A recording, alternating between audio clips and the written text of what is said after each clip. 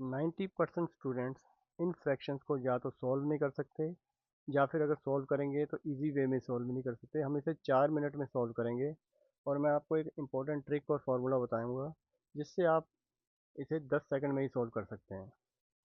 तो प्रॉब्लम से 1/20 plus 1/30 plus 1/42 plus 1/56 plus 1/72 plus 1/90 is equal to what.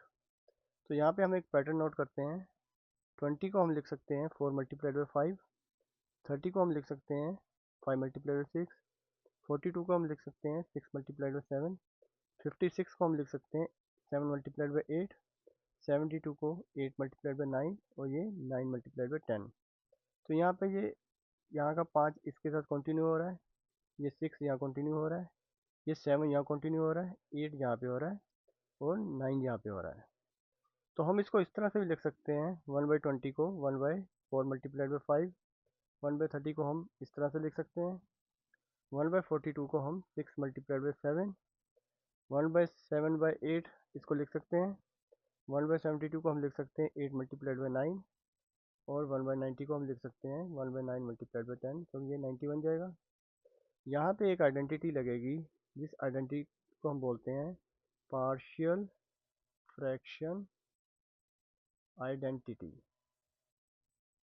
तो ये किस तरह से काम करती है, हम 1/20 को इस तरह लिख सकते हैं 1/4 मल्टीप्लाइड बाई 5, और इसको इस तरह से लिख सकते हैं 1/4 माइनस 1/5, क्योंकि अगर इसका एलसीएम लिया जाए और एलसीएम हम ले लें 20, तो 20 को अगर 4 से डिवाइड किया जाए तो यहाँ पे आएगा 5, 20 को अगर 5 से डिवाइड किया जाए तो यहाँ पे आ जाएगा 4। तो ये बन जाएगा 1/20, मतलब 1/20 ही दोबारा इसी तरह से आ गया। 1/20 को हम इस तरह से लिख सकते हैं, और 1/4 मल्टीप्लाइड बाई 5 को हम लिख सकते हैं 1/4 माइनस 1/5। इसका मतलब हम 1/30 को लिख सकते हैं 1/5 माइनस 1/6, और ये इसी तरह से कंटिन्यू रहेगा। तो इसको हम यहाँ पे लिखते हैं इस फॉर्म में।